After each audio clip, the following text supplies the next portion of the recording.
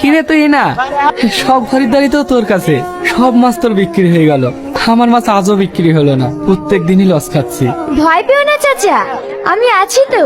তোমার মাছ আমাকে দিয়ে যাও, আমি বিক্রি করে দিচ্ছি। সত্যি তোর মতো মেয়ে হয় না।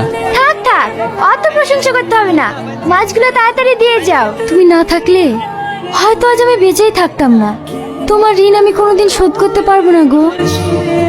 চাচা চাচা, তুমি তাড়াতাড়ি বাড়ি যাও, তোমার ছেলে রিয়াজ গলা দড়ি দিছে, ও মনে হয় বাঁচবে না। তুই কি বলছিস? হ্যাঁ চাচা, তুমি তাড়াতাড়ি যাও।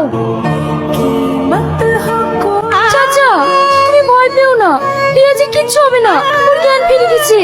এই ছোট, তুই তাড়াতাড়ি নিয়ে ডাক্তারকে ডেকে নিয়ে আয়। ঠিক আছে বাবু। তুই কেন গলা ধরে দিতে গিয়েছিলি? তুই জানিস না তুই ছাড়া আমার কেউ নাই, এত কষ্ট করে আমি লেখাপড়া শিখেছি এই দুটো দেখার জন্য। তুমি কেঁদো না চাচা, দেখো সব ঠিক হয়ে যাবে। ভয়ের কোনো কারণ নেই, ও এখন সুস্থ আছে। আমি কিছু মেডিসিন লিখে দিলাম, ওগুলো কিনে এনে খাওয়ান, ও সুস্থ হয়ে যাবে। ডাক্তার বাবু, এই ওষুধগুলো সব কিন্তু কত টাকা লাগবে? 2000 টাকা মতো লাগবে। 2000 টাকা? আমার কাছে তো এখন কিছুই নাই। তুমি কোনো চিন্তা করো না চাচা, আমার কাছে টাকা আছে, আমি দেব। আচ্ছা ভাই, এই মেয়েটা সবারই বিপদে আপদে ঝাঁপিয়ে পড়ে, ওর ফ্যামিলির লোকে কেউ কিছু বলে না?